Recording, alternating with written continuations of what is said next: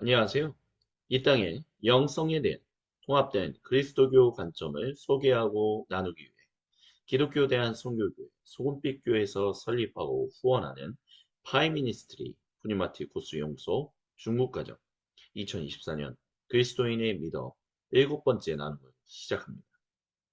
오늘은 우리가 이 책의 그리스도인의 미덕 6장에 있는 세 가지 미덕, 아홉 가지 열매, 그리고 한 몸에 대해서 한국 책 기준으로는 301쪽으로부터 361쪽까지의 내용을 함께 나누도록 하겠습니다. 그러면 제가 잠시 기도하고 시작합니다. 거룩하신 주님, 이 시간 주님만을 간절히 바라봅니다. 주여 이 시간 우리와 함께하여 주옵소서.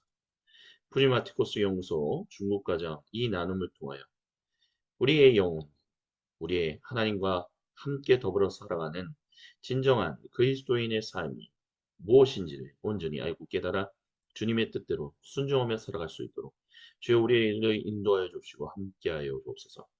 이 시간 우리를 방해하려고 하는 모든 악한 마귀 사탄 세력은 나사의 그리스도 예수님의 이름으로 저주받고 떠나게 해주시며 오직 성부 성자 성령 삼위 하나님 우리와 함께하사 시작하는 이 시간부터 끝나는 시간까지 함께하여 주시고 우리의 영혼과 육체가 변화되어 주님만을 온전히 영광 올려드리며 살아갈 수 있게 하여 주옵소서. 주님께서 모든 것을 인도하심을 믿음으로 고백하며 살아계신 우리 주 예수님의 이름으로 기도드립니다. 아멘. 예, 그래서 이제 화면을 좀 공유하면서 이제 진행하도록 하겠습니다. 예, 그래서 오늘 그리스도인의 미러 일곱 번째 나눔 이제 오랜만에 또 진행하게 되는데요. 오늘은 이제 방금 전에 말씀드렸던 것처럼 이 책의 6장 세 가지 미덕, 아홉 가지 열매, 그리고 한 몸에 대해서 영어로는 Three Virtues, Nine Varieties and One Body라는 제목을 가지고 우리 함께 이 내용들을 나누어 가도록 하겠습니다. 일단 6장을 여는 말에 있어서 엔트라이트 목사님이 이렇게 얘기합니다. 그리스도교의 미덕은 한 국가의 정치나 전쟁의 선두에 서는 위대한 영웅을 낳는 것이 아니라 자기 희생적인 사랑의 삶을 몸소 실천하는 공동체를 만든다라고 얘기합니다. 이 얘기가 이제 굉장히 중요하다라고 말씀을 드릴 수 있겠어요. 이제 뒤에서 저희가 함께 이야기는 나누겠지만 여기서 하고 있는 이야기에 있어서 제일 중요한 핵심은 일단 화면을 조금 줄이고 말씀을 계속해서 진행을 드릴게요. 이 중요한 핵심은 바로 뭐 위대한 영웅은 낳는 게 아니다라는 게 고대 그리스 철학자였던 아리스토텔레스의 이야기를 나누고 있다라는 것입니다. 아리스토텔레스의 이야기를 나누면서 그런 것이 아니라 자기 희생적, 주 그리스도 예수님의 그런 그분을 온전히 따라가는, 그래서 주님께 충성하고 그 주님께 충성하며 하나님께서 그분의 증인이 되라라고 하는 그 대상들, 사람들과 또한 창조 세계를 돌보는 그것을 실천하는 공동체를 만드는 것이다. 그게 그리스도교 미덕이.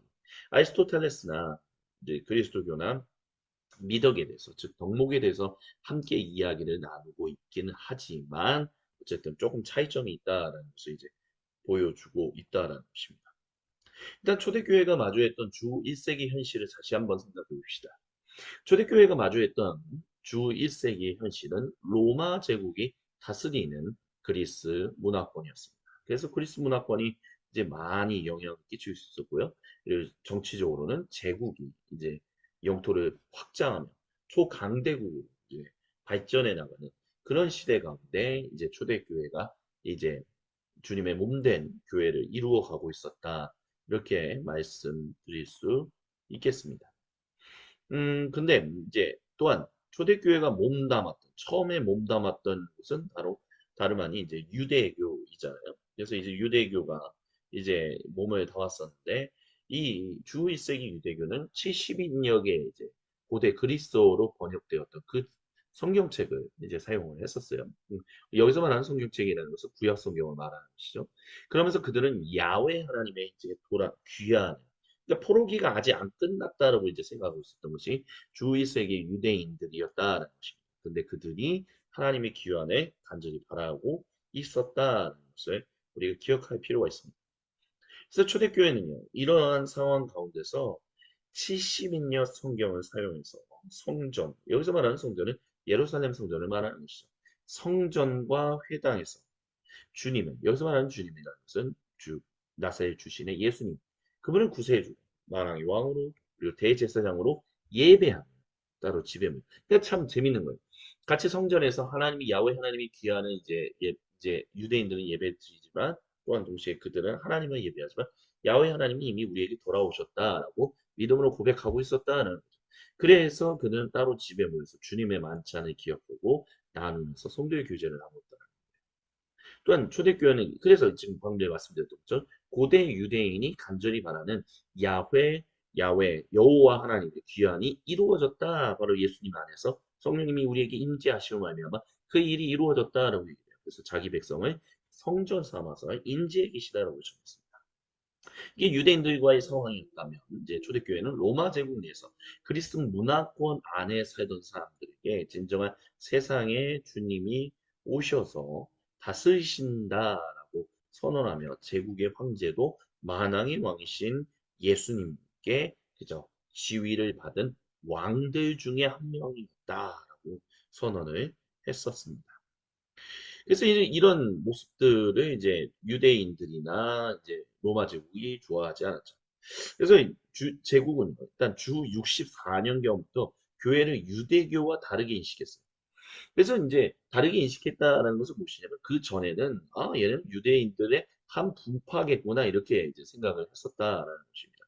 그렇기 때문에 유대인들 그래 너희 하나님께 예배했고 제국의 황제 섬기지 않았는데 다만 너희 하나님께 제국의 황제를 위해서 기도해라. 왜냐하면 그게 신의 아들이니까 이런 어떤 특혜를 주었었는데 이제 더 이상 그런 특혜가 이제 초대교회인들에게 주어지지 않았다는 거죠. 그리고 사실 유대인들에 대한 호의도 점점점 사라지고 있었던 시대가 바로 요 주 64년경이었다라고 얘기할 수 있어요. 그래서 네로 황제의 어떤 그런 상황 가운데서 이제 박해를 받았다라고 얘기할 수 있죠.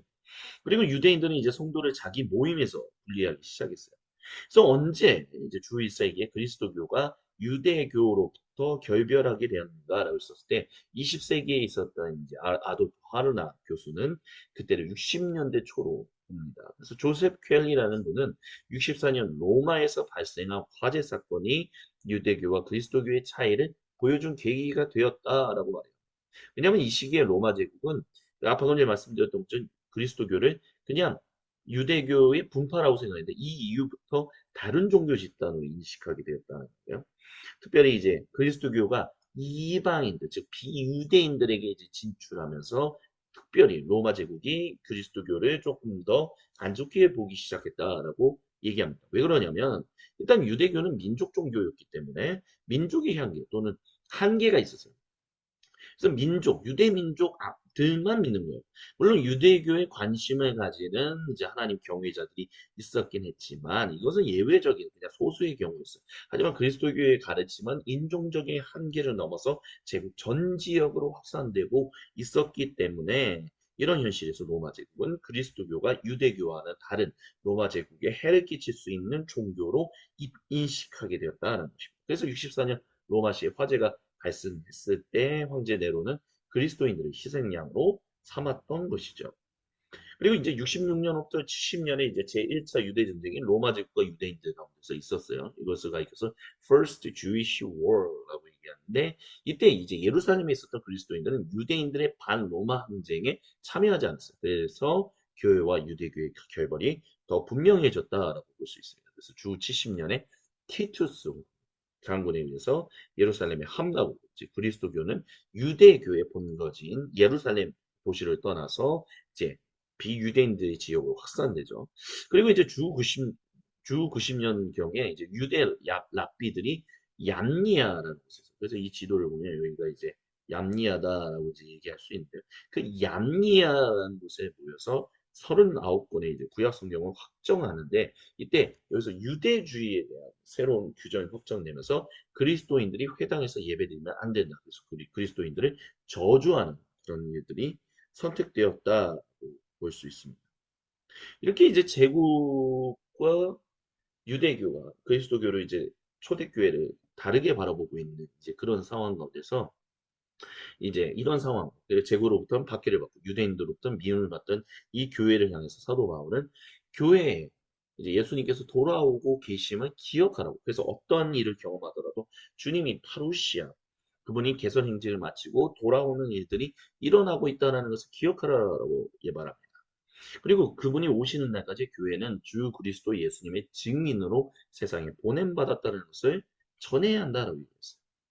그래서 특별히 예수님께서 하나님의 충만하심을 힘입어 자신에게 가했던, 그러니까 예수님조차도 유대인들과 로마 제국 동시로부터 우겨싸움을 당했었는데, 하지만 하나님의 거룩하신 뜻, 그 구속의 일들을 성취하시기 위하여 힘있게 그 길을 가셨던 것처럼 성도도 주님의 충만하심, 중요한 핵심이 이거예요. 주님의 충만하심, 즉 성령님의 충만하신 임재 가운데서 성도답게 살아가라고 격려하고 촉구했습니다.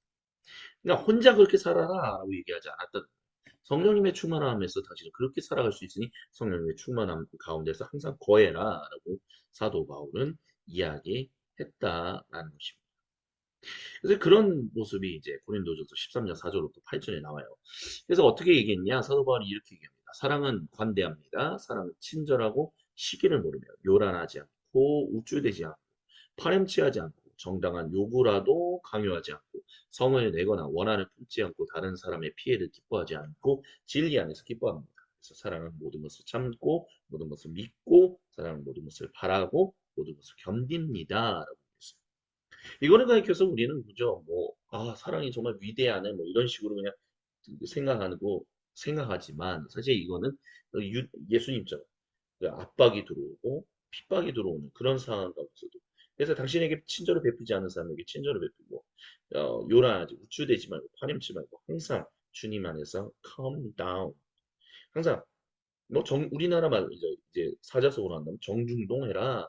그 가운데서 항상 모든 것을 인내하며 주님의 증인으로서 살아가라라고 이제 얘기했다라는 것입니다. 여기서 나오는 이 가장 강력한 이 단어 사랑, 이걸 가리켜서 이제 사도 바울은 아가페를 사용했었죠. 그래서 이거에 대해서 이 용어가 뭐냐라고 했을 때 이제 엔트라이트 목사님은 306쪽 2차의 306쪽에서 이렇게 얘기합니다. 이 아가페 그 사랑은 배워야 할 모든 성도가 배워야 할 언어요, 연습해야 할 악기요, 가파르고 까다로운 낭떠러지를 따라 올라가야 하지만 그 정상에 황홀한 경치가 기다리고 있는 산이다라고 해요. 그래서 마지막에 우리에게 주어질 것으로 약속된 이 완전한 인간성, 그러니까 사랑이라는 것은 완전한 인간성이다라고 이제 보는 거예요. 그래서 그 인간성을 바라보게 하는 성품의 자질 중 하나다라고 사도 바울이 얘기했다라고. 그래서 이 사랑을 가지는, 이 아가파 사랑을 가질 수 있는 것은 이미 그리스도 예수님 안에서 주어진 파루시아의 장래의 목표에 근거하여 현재 우리가 얻고자 하는 그리고 얻을 수 있다라고 기대할 수 있는 것들 중 하나다라고 얘기합니다. 그러니까 장래, 즉 예수님께서 재림하시고 우리가 완전히 이제 누리면서 살아가겠지만 이미 여기서도 충분히 누리면서 살아갈 수 있다, 증거하면서 살아갈 수 있다라고 이제 도 바울이 얘기했다라고 앤티 라이트 목사님은 얘기하고 있다라는 것입니다.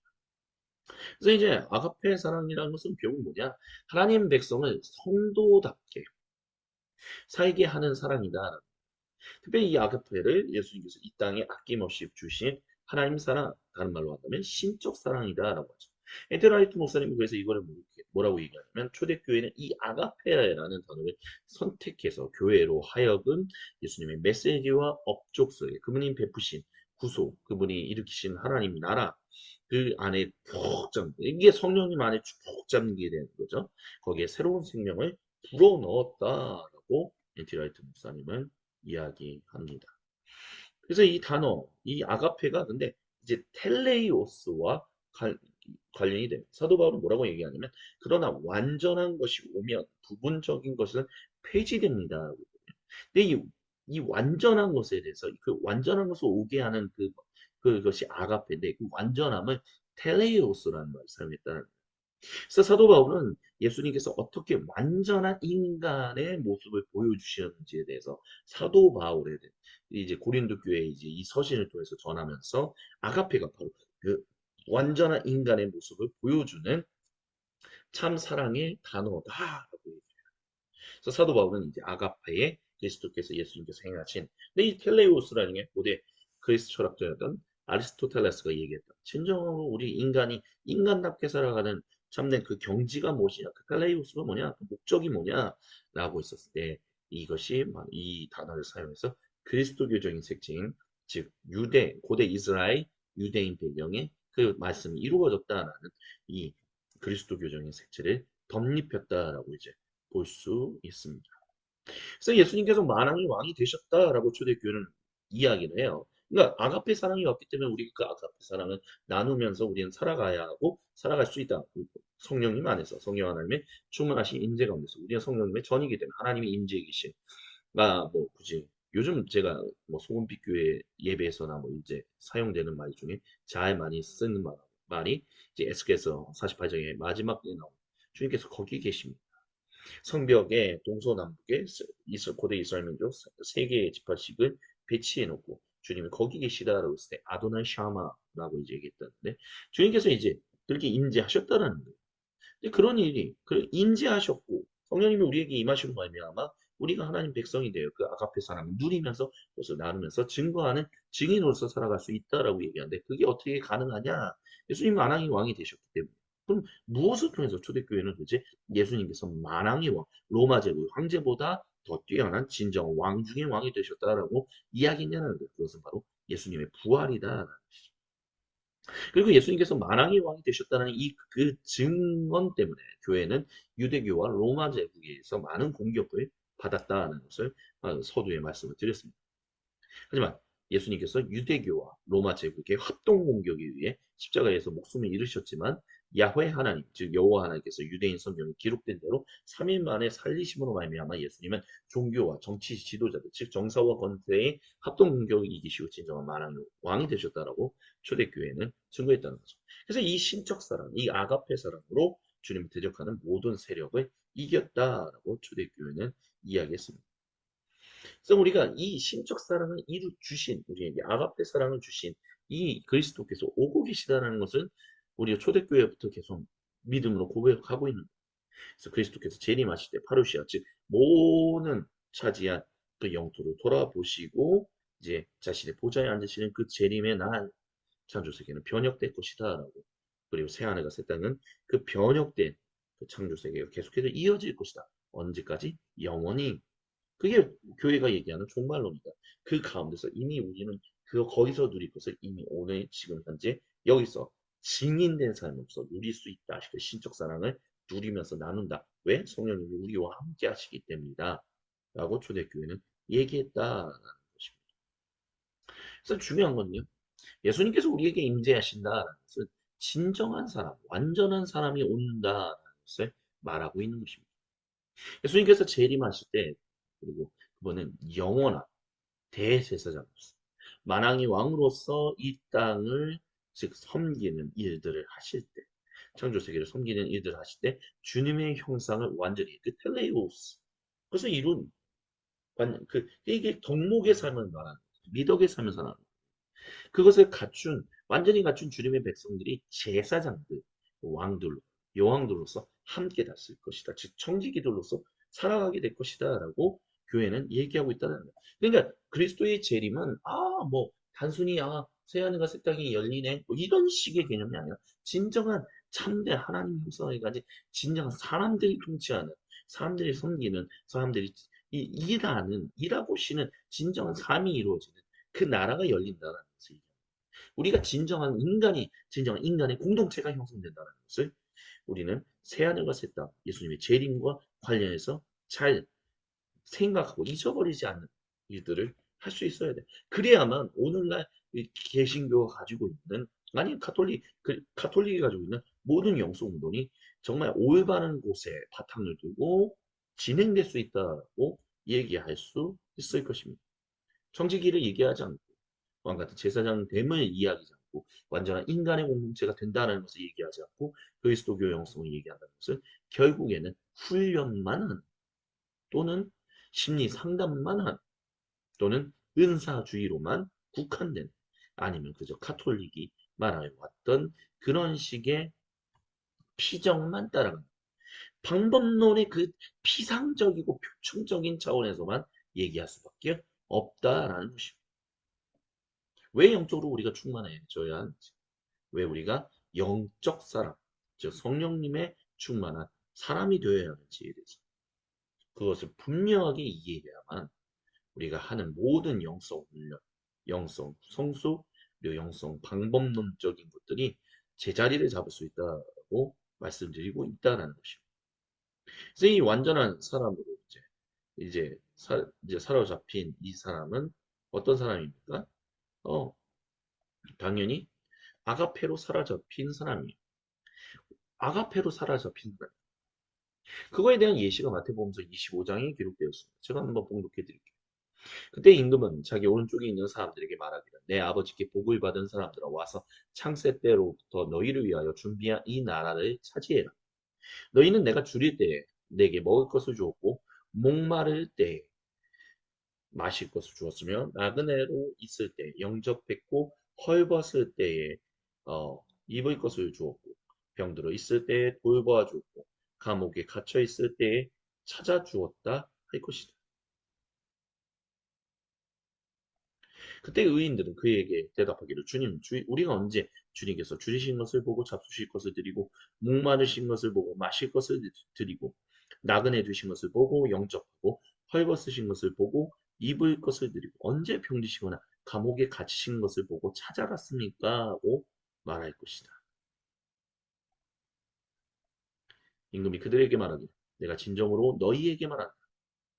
여기서 말하는 진정이다라는 것은 내 온 마음을 다해서 말한다라는 것이죠. 하나 한 끝에 거짓도 없다는 이. 너희가 여기 내 형제 자매 가운데 지극히 보잘것없는 사람 하나에게 한 것이 곧 내게 한 것이다. 이것이다. 그랬어요. 아멘. 이게 진정한 사람의 모습이다. 완전한 아가페로서 내가 그 사람들을 섬기고 도왔는데 그게 내가 언제 주님께 한 것입니까? 라는 것을 모르고 그냥 우리가 숨을 들이쉬고 내쉬는 것이 무의식적으로 그냥 자연스럽게 이루어지는 것처럼 하나님을 사랑하고 이웃을 사랑하는 일이 자연스럽게 이루어져. 왜? 전적인 하나님의 그 신적 사랑으로 말미암아 그 아가페 사랑으로 말미암아 내가 하나님의 거룩한 사람, 하나님의 형상이 되었는데 내가 어떻게 그렇게 살지 않겠습니다. 하나님께 충성을 다하며 하나님의 백성다운 증인된 삶을 살아가겠습니다. 그런 사람들이 완전한 사람이 된다. 그리고 그 사람들이 하나님 앞에서 칭찬받고 그들이 새하늘과 새 땅에서 의인으로서 계속해서 창조세계를 돌보고 진정한 인간 공동체를 형성하는 그 일들의 최선을 다할 것이다. 라는 것을 마태복음서 25장이 우리에게 얘기해주고 있다는 것이죠. 그래서 또한 이 본문에서 얘기하는 중요한 핵심은 세상 끝날까지 아가페가 있을 것이다. 사도 바울은 고린도전서 13장 8절에서 Love never fails 라고 얘기를 했어요. 그래서 즉 사도 바울은 주님 재림 넘어 영원히 이어질 하나님 나라까지 이 사랑이 지속할 것이다 라고 얘기했다는 거죠. 그래서 세번역 성경은 사랑이 없어지지 않는다. 근데 이제 여기 영어 성경에는 never fail 절대 실패하지 않는다. 없어지지 않는다. 여러분은 어떤 번역이 더 적절하다고 생각하십니까? 어찌됐든 중요한 것은 계속해서 있을 것이다. 우리가 그것을 누리며 하나님을 사랑하고 이웃을 사랑하고 형제를 사랑하는 일들이 있을 것이다 라고 얘기한다는 거죠.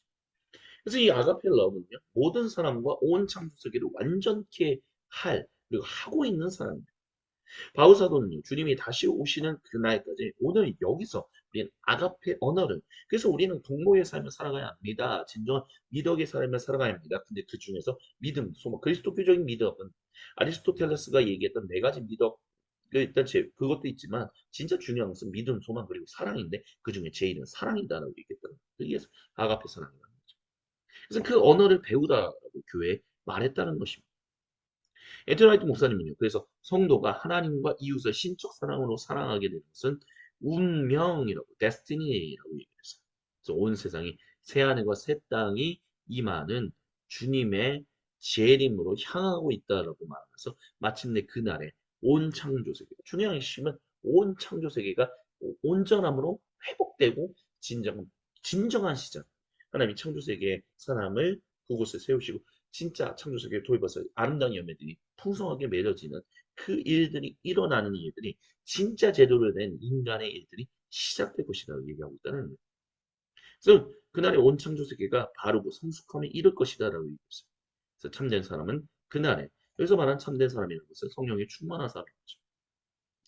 그래서 무한 같은 제사장으로서 주님께서 의도하신 일들을 이제 진짜 시작한다는 거예요. 언제? 사는 것을 딱 주님이 재림하시고 난 이후에 그래서 온 창조 세계가 주님을 예배하는 일들이 일어날 것이다라고 앤티 라이트 목사님은 이야기합니다.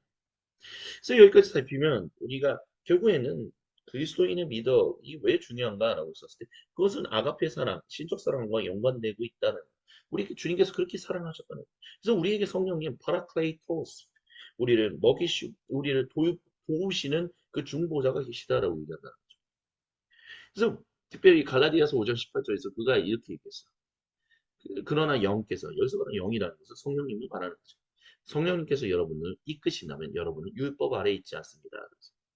오랜 시간 동안 우리는 율법은 행위구원, 은혜, 신약은 은혜구원, 뭐 이런 식으로 얘기를 했어요. 하지만 주님이 주신 원래 율법의 의도는 주님 백성이 그들의 삶으로 세상에 하나님의 증인으로서 사는 길을 가르쳐 주는 것이었어요.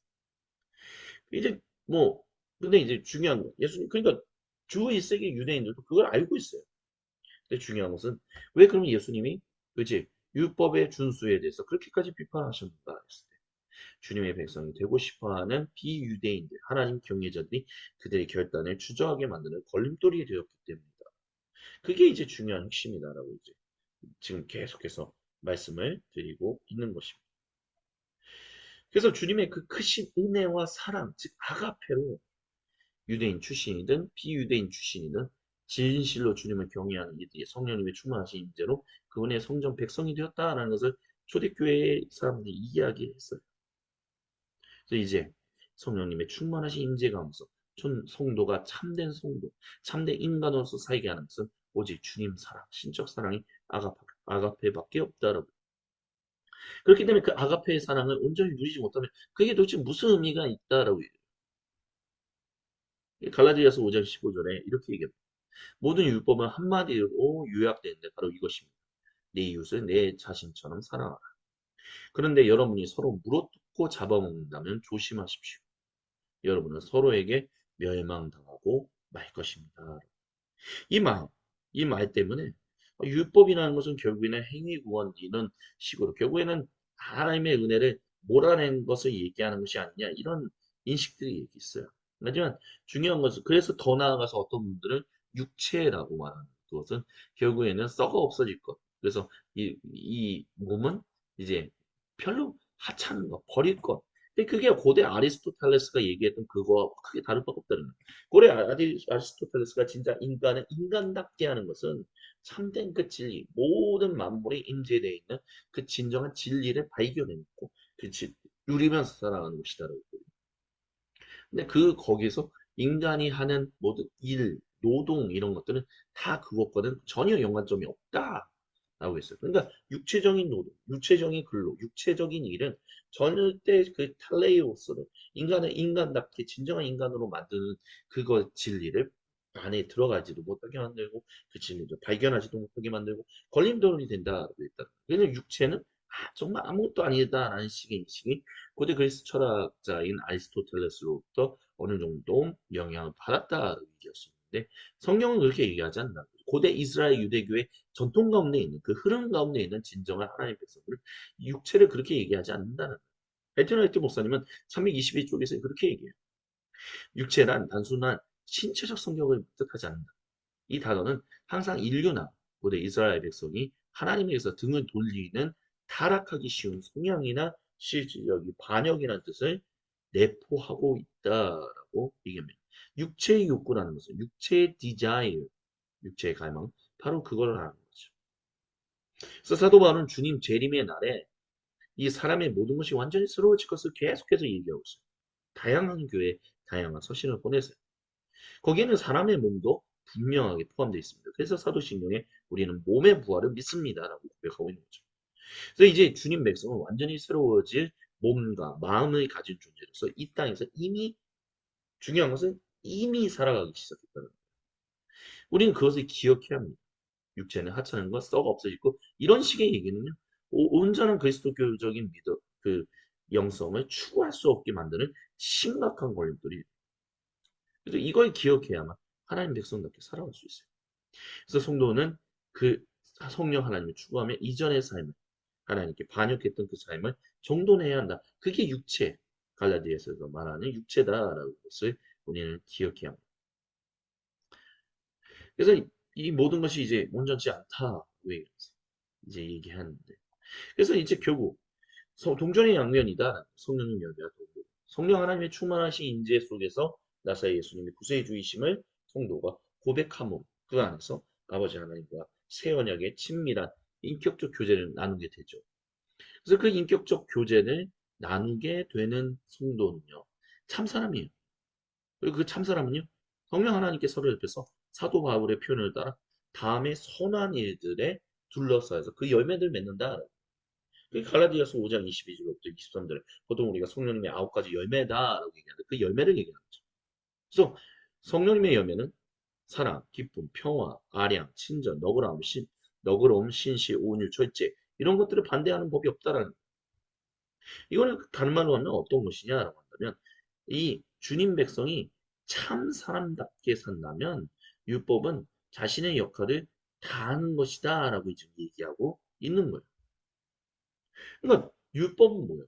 하나님의 백성이 전적인 하나님의 은혜로 말미암아 하나님의 백성이 되는데 그럼 하나님의 백성답게 살아가는 것이 아직 뭔지 몰라서 가르쳐주는 일종의 가이드라인이라고 있잖아요. 근데 그 가이드라인을 이제 뛰어넘어서 그 가이드라인이 계속해서 일어나는 새로운 일들을 다 이게 포괄해서 알려주지 못해요. 근데 우리가 성령님 하나님의 충만하신 임재 가운데 있다면 우리는 그렇게 살게 되면 그 성령 하나님의 충만하신 임재 가운데서 우리가 창조적으로 그분의 뜻을 분별하면서 살아가게 되면 율법은 가이드라인 근데 계속해서 새로운 가이드라인을 만들고 새로운 가이드라인을 만들고 새로운 가이드라인을 만들고 그럴 필요가 없다는 거예요. 이미 우리는 자유롭게 하나님의 자유로운 백성으로서 책임을 다하고 그렇게 살아갈 수 있기 때문에 센트라이 동서연 324쪽에서 이렇게 얘기해요. 달리 말하면 만일 하나님의 구속받은 백성이 정말 이런 성령님의 9가지 열매 또는 다양한 열매들을 맺는 이런 모습을 갖고 있다면 율법이 당연히 기뻐하지 않거든요. 왜 그런 삶을 살아라고 가이드라인을 제시한 것이기 때문에 가이드라인을 제시하지 않아도 그와 같은 일들을 계속해서 한다면 아니 기뻐하지 않을 일이 뭐가 있겠냐 이렇게 얘기한다라는 것입니다.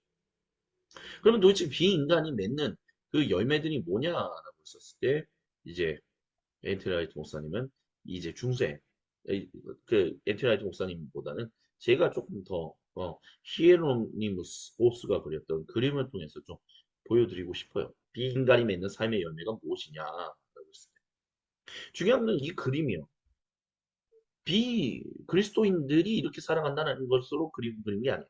그리스도교 국가적인 그런 상황 가운데서 이 거의 대부분 그리스도인이 아니면 이상하게 차별받는 세상 가운데 살고 있는 중세 시절의 그리스도인인데 이 가운데서 그리스도인 자기가 말로는 그리스도인이다라고 얘기하는데 정작 그리스도인답게 살지 않는다면 비인간으로서 사는 그래서 열매다라는 거예요. 그래서 1450년부터 1516년에 중세 네덜란드 화가로서 활약했던 히에로니무스가 이 그림을 이제 그렸는데 이 그림이 이제 중심원에 이제 큰 원의 중심에 7가지 치명적인 죄들이 이제 묘사되었다. 그러니까 그리스도인으로 하여금 그리스도인답지 못하게 살게 만드는 진정한 그러니까 저 사람은 그리스도인다운 사람이 아니야라는 삶의 모습이 뭐냐, 삶의 열매가 뭐냐라는 것을 그렸다라는 거예요.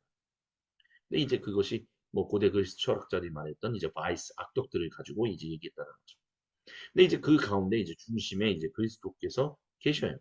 그래서 중심에 이제 여기 보면 부활하신 그리스도와 라틴어로 부활하신 그리스도가 여기 계시죠. 적힌 명문이 있어요. 그래서 주의하라, 주의하라. 하나님 보고 계시다라고 이제 얘기를 합니다. 그래서 이제 보면 그림의 맨 이제 밑에 보면 이제 이제 분노에 대한 제가 라틴어를 잘 못해서 죄송합니다. 그래서 이제 하는데 이 분노는 한 여성이 술 취한 남편에 대한 분노를 억누르면서 막 그런 분노를 표현하는 거. 이게 악덕이다. 그리스도인다운 삶이 아니다라는 것을 이제 보여주고 있는 모습을 보여주고 있어요. 그리고 그 다음에 이제 시계 반대 방향으로 돌아가면 이제 교만, 허영심에 대한 이제 그게 있는데 한 여성이 종으로 변신한 악마가 들고 있는 거울로 자신을 보며 감탄하고 있는 교만한 허영심 그것이 악독한 모습이다. 그리스도인다운 참된 인간의 모습이 아니다. 이제 그렇게 얘기하고 있다는 거예요.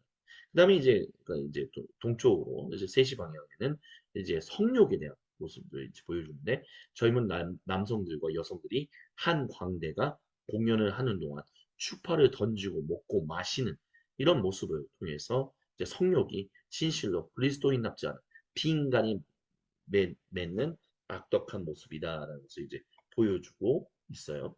그 다음에 이제 나태함에 대해서 이야기를 합니다. 그래서 이제 나태함이라고 있었을 때 이제 수녀가 종교적인 의무들을 상기시키는 동안 불을 쬐며 낮잠 자는 주님의 말씀을 듣지 않고 졸고 있는 사람. 이게 나태한 모습이다. 이게 비인간의 모습이다. 이제 히에로 보스가 그림을 그린 거예요. 그 다음에 이제 12시 반에 보면 이제 식탐에 대해서, 식욕에 대해서 이제 보여주고 있는데 많은 남성이 술을 마시는 동안 음식을 먹는 뚱뚱한 남성과 어린 소년에 대한 모습을 이제 그리고 있어요. 식탐. 그리고 이제 그 다음에 이제 보여줄 수 있는 또 다른 것이 뭐냐면 탐욕이다. 이제 얘기를 해요. 뇌물을 받는 타락한 판사의 모습을 이제 그림으로 그렸습니다. 다시 한번 기억해야 하지만 여기는 기독교 국가의 모습에서 다들 그리스도인이다라고 거의 대부분의 사람들이 자신을 그리스도인이다라고 얘기하는 사람들인데 그렇게 살지 않는 모습. 그러니까 그리스도인이 아니다. 그 삶의 열매를 통해서 저 사람은 참된 하나님 백성이 아니다라는 것을 지금 보스가 이제 히에로니무스가 고발하고 있는 거예요. 그리고 이제 마지막으로 보여주는 게 질투에 대한 거죠. 그래서 평범한 남성이 부유한 귀족을 갈망하면서 바라보고 그의 생활 양식을 부러워하는 이런 것들이 진정한 하나님 백성의 삶이 아니다라고 이제 보여주고 있는 거예요. 그러면 진정한 하나님의 백성의 모습이 삶의 열매가 바로 이런 것이다라고 했다. 성령 그 특별히 갈라디아서에 나오는 9가지의 모습은 뭐 어떻게 연결되느냐라고 했을 때 제임스 유스턴 이제 이제 이제 초대 학장이면서 영성신학 교수님이셨던 이분은 이제 The Transforming Power of Prayer라는 책에서 이렇게 얘기를 했어요. 일단 하나님을 아는 지식은 사랑, 즐거움, 평화와 연관되고 하나님 안에서 나와 다른 사람과의 관계는 인내, 친절한 선함과 관련돼요. 이 열매로 나타나는 거예요. 네, 열매로. 그리고 자신에 대한 지식은 신실함과 온유함과 자기 절제의 열매로 드러나게 된다. 그래서 성령님의 열매는 사실 진정한 인간이 맺는 삶의 열매다. 그러니까 성령님의 충만하신 문제와 미덕의 관계가 뭐냐라고 했었을 때 결국에는 당신은 성령님이 충만하지 않으면 이런 진정한 인간의 열매를 맺을 수 없다는 성령님이 임하심으로 말미암아 이런 열매들 맺고 우리는 진정한 덕목의 삶을 살아갈 수 있다는 그 덕목이 그 열매가 바로 하나님의 백성들을 그리고 이 사회를 온전한 인간의 공동체로 만들어 나가는 참된 회복의 그 하나님 나라가 확장되는 중요한 연관점이 있다라고 지금 계속해서 말씀을 드리고 있는 것입니다. 그래서 이렇게 말씀드렸던 것처럼 이 성령님 열매와 덕목은요 동전의 양면이에요. 동전의 양면. 특별히 사도 바울은요 이 성령님의 9가지 열매를 이제 갈라디아서에서 얘기할 때 단수로 표현했습니다. 그 당시 이제 주 1세기 고대 그리스 문화와 철학 전통에서는요, 사람이 한 가지 미덕을 가지고 싶다면 모든 기본적인 미덕을 가져야 한다, 소유해야 한다라고 했어요. 그러니까 무슨 얘기냐면, 당신이 사랑을 소유하려면 사랑을 소유하기 위해서는 즐거움도 소유해야 하고, 평화도 소유해야 하고, 인내도 소유해야 하고, 카이네스, 친절함도, 굿네스, 선함도, 좋음도 가져야 하고, 신실함도 가져야 하고, 그러니까 어느 하나만 가졌고, 요거는 못 가지고, 이런 게 아니다. 하나를 가졌다면 다 가지고 있다는 것을 얘기하는 거예요. 그러니까 그 얘기를 한다면, 당신이 성령님의 충만한 가운데 있다면, 당신은 이미 이 모든 것을 소유한 사람이다. 얘기하고 있다는 거예요. 그래서 성령님 하나님께서 사람 속에서 일하시면 사람은 모든 존재, 자기의 모든 것을 다하여 9가지 열매를 다 드러나게 된다. 예, 이렇게 사도 바울은 표현하고 있다는 거죠. 근데 이 모든 것이 성령 하나님이 일하신 가운데서 이제 드러나는 것이다고 이제 얘기하고 있다라는 것입니다. 특별히 이제 성령님의 열매와 인간의 자유의지와의 관계가 당연히 이제 질문될 수밖에 없어요. 참 사람은요. 계속해서 강조되지만 전적인 성령 하나님의 은혜로 말미암은 임재로 열매를 맺게 됩니다. 근데 중요한 것은 참 사람, 진정한 인간, 성령님의 충만한 가운데 있는 사람은 또한 하나님을 대적하는 방향으로 자신의 인생을 결정할 수. 그렇기 때문에 악덕이라는 게 존재한다. 당신이 이미 그리스도인이다라고 스스로 고백하고 교회도 그것을 너 교회인이야. 너 세례 받았어 이러는데 진정한 삶의 열매는 맺지 못한다는 거야. 진정한 삶의 열매를. 왜 맺지 못하느냐? 왜냐하면 하나님을 대적하는 방향, 즉 육체의 소욕이라고 하는 하나님을 대적했던 그것으로 자신의 인생을 결정할 수 있는 자유의지가 있기 때문에 그렇다는 것이죠. 그래서 성도는 하나님의 전적인 은혜를 대적하는 죄인으로 돌아가지 않도록 자신을 절제해야 할 필요가 있습니다. 그래서 사도 바울은 이를 예수님께 속한 사람은 육체와 함께 정욕과 욕망을 십자가에 못 박았다라고 이렇게 표현을 했습니다. 그래서 앤토니 라이트 목사님이 이렇게 얘기해요. 만약 열매가 성령님의 열매, 이런 미덕, 덕목이 당신의 의지와 상관없이 저절로 생긴다면 어째서 절제가 필요합니까? 저절로 열매 맺지 않기 때문에 그런 특성이 필요하다고. 또한 이런 유사한 표현을 사도 바울은 골로새서 3장 5절에서 얘기했어요. 그러므로 여러분 가운데 땅에 속한 부분들 하나님께 대적하고 하나님 앞에 정말 하나님을 그러니까 우상 숭배하는 것들 하나님과 다른 것들을 동급으로 하나님이 창조하신 모든 것들 하나님과 동급으로 옮겨서 하나님도 섬기고 이것도 섬기고 이런 일들을 하는 땅에 속한 부분들 그게 뭐냐 불법적인 성행위 더러움 정욕 악한 욕망 탐욕 죽여 없애야 한다 다른 말로 하면 이런 불법적 성행위 더러움 정욕 뭐 악한 욕망 절제해야 한다라고 지금 얘기하는 거죠. 이런 이 땅에서 여기 골로새서에서 말하는 이런 땅에 속한 부분이 갈라디아서의 이 육체와 동일한 거야. 그래서 사도 바울은 성도가 자꾸 비성도, 비인간, 잘못된 인간, 가짜 인간이 되는 일을 선택하지 말라고 강력하게 권면. 그래서 성도는 성령 하나님의 전적인 은혜로 살아가는 삶을 잊지 말고 계속해서 주님 은혜 안에 거하는 일을 선택해야 한다. 이게 절제다. 지금 얘기하고 있다라는 것입니다. 그래서 이거에 대해서 사도 바울은 이렇게 얘기했어요. 당신이 성령님 안에 살고 있기 때문에 자동적으로 성령님의 인도를 받는 것은 아닙니다. 당신이 그렇게 행하겠다고 의도적으로 선택해야 합니다. 그리고 얼마든지 그렇게 할 수 있다라고. 또한 328쪽에서 이렇게 얘기합니다. 성령님의 열매가 보이는 9가지 양상을 비롯한 그리스도교적인 미덕은 하나님 선물인 동시에 본인이 이런 생활 방식을 따르고 이 같은 마음과 생각의 습관을 개발하겠다는 의식적인 결단에 따른 결과다라고 이야기합니다. 의식적으로 우리가 결단해야 한다는 거죠. 그래서 고대 이스라엘 민족에게도 모세가 얘기하고 그랬잖아요. 너희는 오늘 마지막 설교, 신명기의 맨 마지막 부분에서 그렇게 얘기하잖아. 너희는 오늘 여기서 선택하라. 주님을 섬길 것이냐, 아니면 주님을 섬기지 않을 것이냐. 너희가 섬기게 결정하게 될 것이다. 예, 선택할 수 있다는 거죠. 그러면 성령님이 하시는 일이 뭐냐라고 했었을 때, 포스티비스 교수님의 용어를 좀 빌려온다면 이렇게 할 수 있어요. 첫 번째, 성령님은 우리에게 윤리적인 삶을 살아갈 수 있는 능력을 주시요.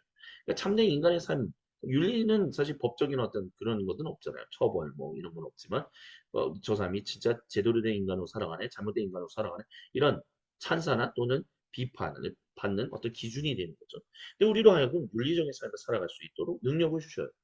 또 두 번째로 성령님은 다가오는 하나님 나라 그 시대의 권세를 오늘 이 시간 우리에게 가져오신다. 오늘 우리가 여기서 하나님 나라 백성으로서 그것을 누리면서 살아가는 또한 천국을 이 땅에 가져오시는 분. 내가 있는 곳이 아도나이 샤마 주님께서 거기 계시고 임마누엘 즉 주님이 우리와 함께 하신 말이야. 여기가 하나님 나라가 되게 하신다. 내가 어디에 있든 간에 그렇게 하신다라는 것입니다. 그래서 또한 성령님은요. 교회와 세상을 축복하시기 위해 성도들에게 은사를 베푸세요. 또한 성령님의 열매를 맺을 수 있도록 가져다 주십니다.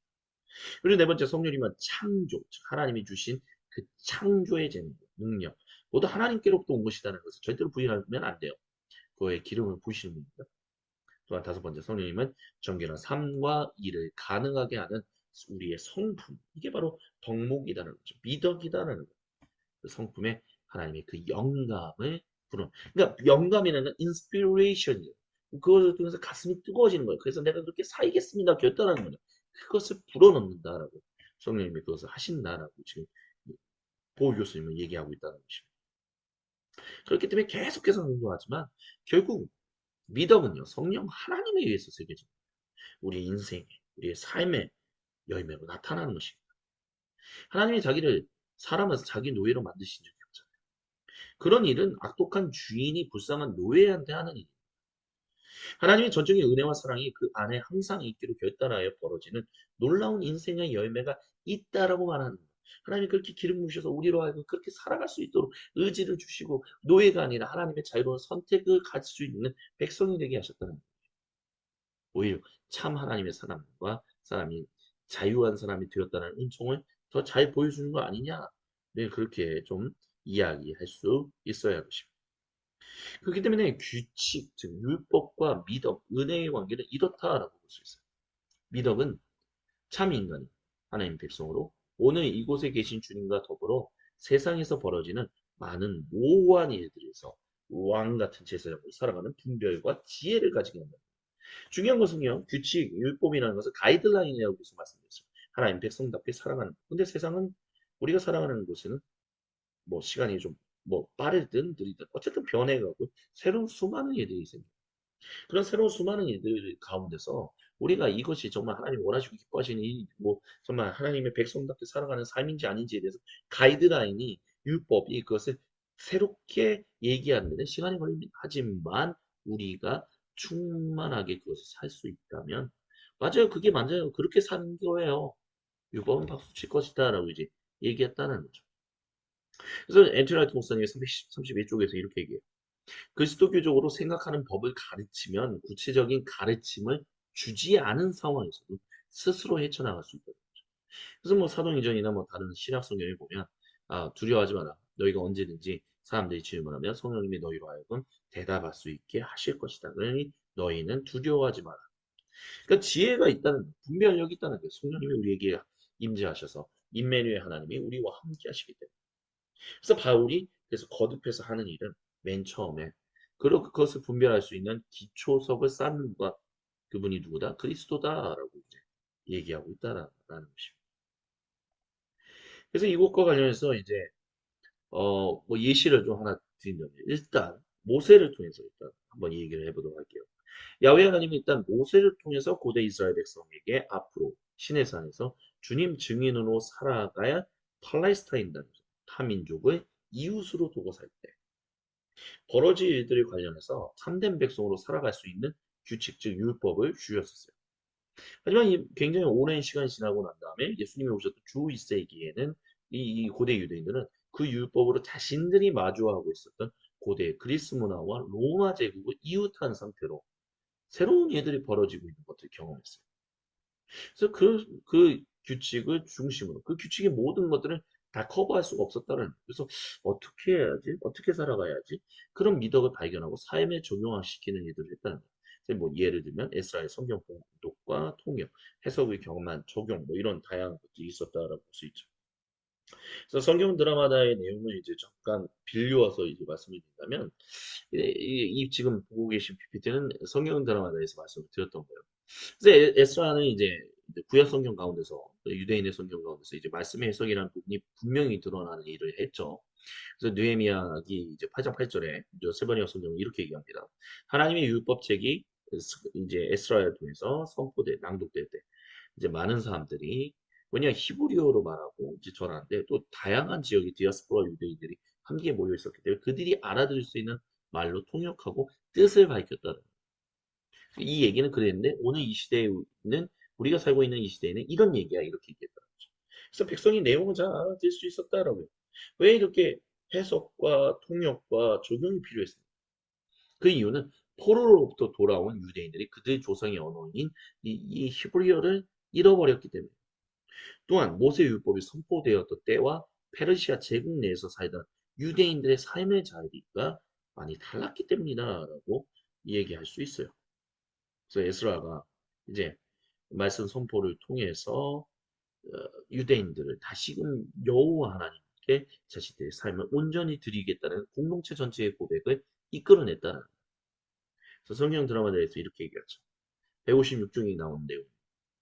백성들은 율법의 말씀을 듣고 죄를 깊이 깨닫고 울었습니다. 뒤에 레위인들은 예배 기도를 인도하며 창조로부터 아브라함을 부르신 것을 통하여 현재 즉 에스라가 말씀을 선포하고 있는 이르기까지 그들과 하나님의 관계를 돌아보았다라고요. 그리고 그들은 이제 초창기 유대인들이죠. 하나님께 열심히 기도하고 여호와 즉 야훼 하나님과 이스라엘 민족 사이의 언약을 새롭게 하는 이들을 선택했다. 중요한 것은 그들이 기름 부음 가운데서 그래서 선택하게 되었다는 그게 미덕이었다는 거예요. 그때 유대인들이 가지고 있었던 미덕이었다는 거죠. 또 미덕을 보여주는 또 다른 예시는 예수님과 관련해서 얘기할 수 있어요. 예수님은 하나님과 이웃을 사랑해야 한다는 이제 주님 백성의 미덕. 그러니까 하나님과 이웃을 사랑해야 한다는 거 율법을 주셨다는 거. 이게 율법의 가장 큰 거였잖아요. 근데 이제 주 1세기의 고대 유대인들은 폐쇄적인 민족적인 미덕만 발전시켰다는 거예요. 우리만 구원하여 줬어. 다른 이들은 징계하고 완전히 사라지게 하여 줬어. 진정 왕 같은 제사장으로 주님의 증인으로서 살아가는 그것을 잊어버리고 있었다는 거죠. 아가페적인 신적 사랑도 존재하지 않는 가운데 있었다는 거예요. 그들에게 맞서 이제 예수님은 야훼 하나님께서 자기 백성을 통해 모든 사람을 자기 백성 삼으실 계획을 성취하셨어요. 그래서 이제 주님의 사도들은 이제 성령님께서 유대인들과 비유대인들 모두에게 임재하셔서 야훼 하나님의 원대하신 이제 목적, 즉 자기 백성을 통한 모든 사람의 구속을 적용하고 계심을 이제 목격했어요. 그래서 비유대인 출신의 성도를 유일하신 주님의 단일 백성으로 받아들이기 위해서 할례와 율식법을 금지하고 구율의 규칙을 새롭게 세우는 모습을 율법을 새롭게 세우는 모습을 우리는 보게 됩니다. 그 모습이 이제 다시 성경 드라마의 내용을 통해서 좀 이야기를 살펴보고자 하는데요. 일단 유대인들 신자와 이제 이방인 신자의 갈등이 있었어요. 사도 바울의 1차 선교 여행이 많은 비유대인 출신의 성도들을 얻음으로써 유대인 출신의 성도들과 그들 간의 갈등이 생긴 것은 아주 자연스러운 일이었습니다. 그래서 유대인 배경의 이제 배경의 어느 성도들은 이제 비유대인 출신의 배경의 성도들이 그들이 가진 즉 유대인이 가지고 있는 성경을 따라 하나님 백성의 분명한 표징이었던 할례를 받아야 한다고 주장했어요. 근데 중요한 것은 이미 하나님 경외자들이었던 이 사람들이 유대인이 되는 것을 주저했던 게 바로 할례였거든요. 음식법이요. 왜요? 자기의 원 가족하고 헤어져야 하기 때문에. 그런 가운데서 이제 이런 유대인 배경의 몇몇 성도들 주장에 따라서 이들이 할례를 받는 것은 따르기 쉽지 않은 일이었다는 것은 분명한 사실이었습니다. 그래서 이제 교회 내의 갈등으로 말미암아 예루살렘 회의가 열리게 됩니다. 이걸 가리켜서 우리는 공의회다라고 얘기하죠. 이제 근데 이 모든 것은 이제 성령님의 인도하심을 따라 벌어진 일이다라는 것을 우리는 분명히 믿음으로 고백해야 합니다. 그래서 이미 성령님이 사도 바울 베드로에게 이방인 회심과 관련해서 유대인들이 가진 율법이 새로운 국면으로 전환되었다는 것을 경험시키셨어요, 이미.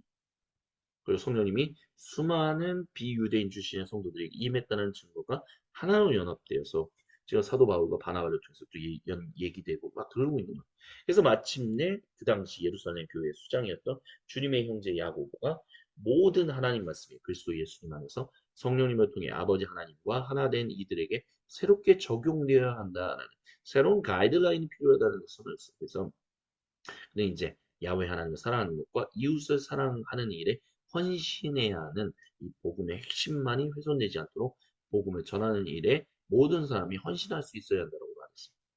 그래서 이제 예루살렘 교회 사도들과 주님의 형제들은 복음의 확장에서 이제 뭐 역할을 잃어보지 않았다.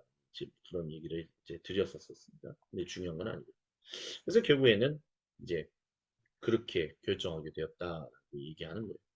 이런 것처럼 이제 미덕, 이 은혜로 말미암아 성령의 충만한 이 은혜로 말미암아 이제 맺게 되는 삶의 열매는 참 인간이 하나님 백성으로 오늘 이곳에 계신 주님과 더불어 세상에서 벌어지는 많은 모호한 일들에서 왕 같은 제사장으로 살아가는 분별과 지혜를 중요한 핵심은 공동체 안에서 가지게 합니다. 그래서 앤드류 라이트 목사님이 335쪽에서 이렇게 얘기해요. 이런 특성들은 모래와 같은 개인들이 개별적인 존재들이 아니라 한 공동체의 삶과 사역에 의해 창출되며 그 공동체를 또한 구성하는 요소가 된다라고 이야기를 하고 있습니다. 그래서 여기까지 이제 좀 일부 이제 오늘 이제 일곱 번째 나눔 일부를 좀 마무리하고요. 계속해서 이제 2부의 내용을 이제 다시 진행하도록 하겠습니다. 그러면 1부는 여기까지 좀 진행하도록 할게요. 자, 계속해서 2부에서 뵙도록 하겠습니다.